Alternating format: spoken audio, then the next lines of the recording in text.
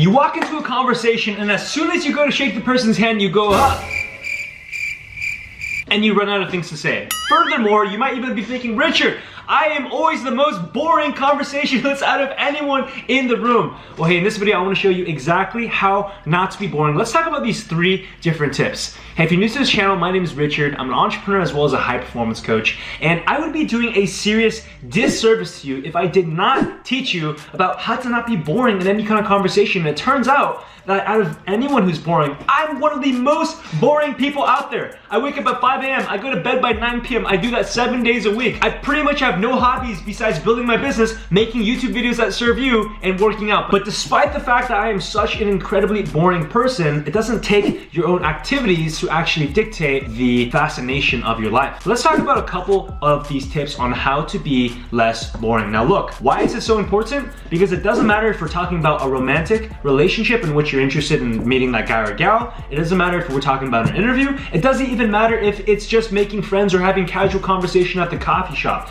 You need to be strong in your interpersonal communication skills. And so many successful people have noted over and over again that your ability to communicate effectively, your ability to get along with people is perhaps more important than any other skill that you could possess. Because at the end of the day, it doesn't matter how smart, how talented, how good grades, or how good of a decision making you are, if you can't get along with people, you are not gonna end up very far in life. So let's talk about the first tip when it comes to how to not be boring. The first key to not be boring is actually to be interesting. But how do you be interesting? A lot of people think that in order to be interesting, you have to talk about all the cool things that are happening within your own life. You start thinking to yourself, well, let me just go ahead and brag about my business, let me brag about my accomplishments, what school I go to, and you start listing out all these things. But here's the thing that you're forgetting. Nobody cares. Nobody cares. And look, I say this with complete love, but humans fundamentally are thinking about one person in their lives, and you know who that is? It's themselves. And so the key actually to being interesting is simply to be interested. One of the books that completely changed my life, How to Win Friends and Influence People by Dale Carnegie.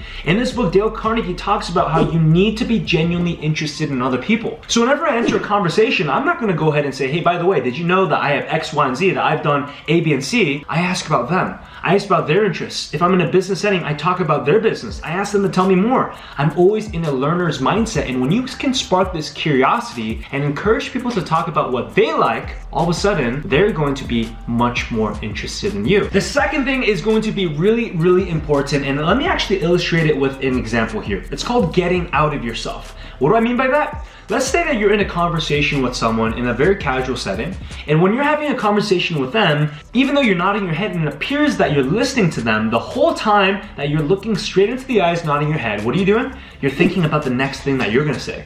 They're here telling you about their day, about their job, and during this whole time, you're thinking to yourself, oh my gosh, what am I gonna say next? What am I gonna say next? What's the line that I'm gonna say next?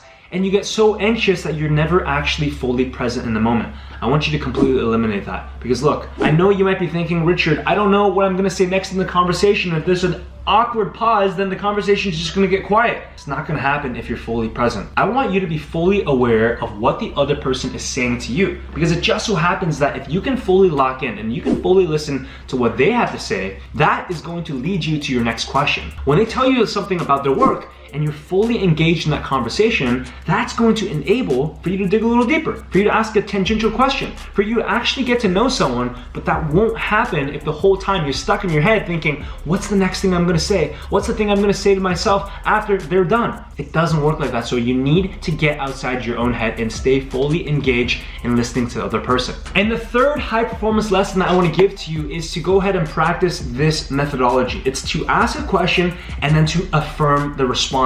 And what I mean by this is you don't want the conversation to come off as an interview. There's a lot of times within my lives, and I've made this mistake so many times, and when you sit down, you actually have a conversation with someone, but because you're so genuinely interested in them, you ask them, so where do you work? Oh, what'd you do? How did you get into it? How do you like it? And you start asking all these questions, if you start to line up question after question after question, all of a sudden, the person on the other side of the conversation is gonna feel as if you were interviewing them. And that adds a lot of tension and even awkwardness to the conversation. In fact, I've even been in a conversation in which I was talking to someone, and because I asked them so many questions, they even said, whoa, why are you interviewing me like this? And they even were a little bit held back. And so the way that you combat against this is, yes, it's absolutely great to ask questions. Remember, tip number one today yesterday I told you to be interested rather than interesting. But the fine line is you want to affirm every single response. So let's say I ask someone, what exactly do they do? Well, when I say, what exactly do you do? They're going to go ahead and tell me their occupation. Now, when they tell me their occupation,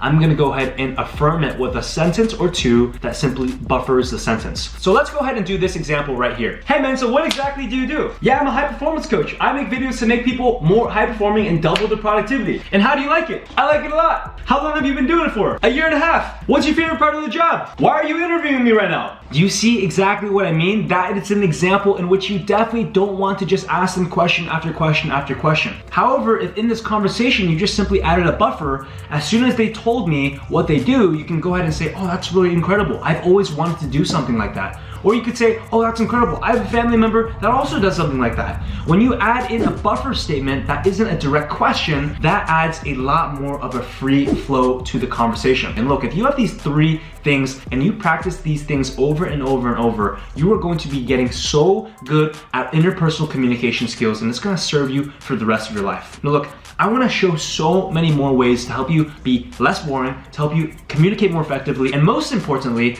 I want you to be a high performing individual, but I can't do it in just this one video. That's why I've created an entire playlist, over 50 videos in my peak performance series. I'm gonna put that right over here. And when you're done watching this video, feel free to go ahead and click around and consume and learn. But more importantly, this coming Saturday, I'm gonna be hosting a live high performance masterclass in which I'm gonna show you how to double your productivity and get back a minimum of 10 hours of your current work week. It's completely free to attend. And for everyone who shows up, I'm even gonna give you my high performance blueprint, which took me 12 months to develop. So if you're watching this video right now, you better click that link down below. And if you can still register, that means there's still spots available. I wanna remind you that this video was 100% free for you. I have a video editing team, an operations team. I'm just the face of this company. There's so many people behind the scenes to help create this incredible content for you. So look, if you got any value from this video, I ask that you would simply share this with a friend. Tag me on Instagram. I'm gonna put my Instagram right here, all right? Make sure that like, subscribe, and notifications button if you got any value. And remember, how you do one thing is how you do everything. I'll see you next time. And so many successful people have no... When you're done with this video, come on.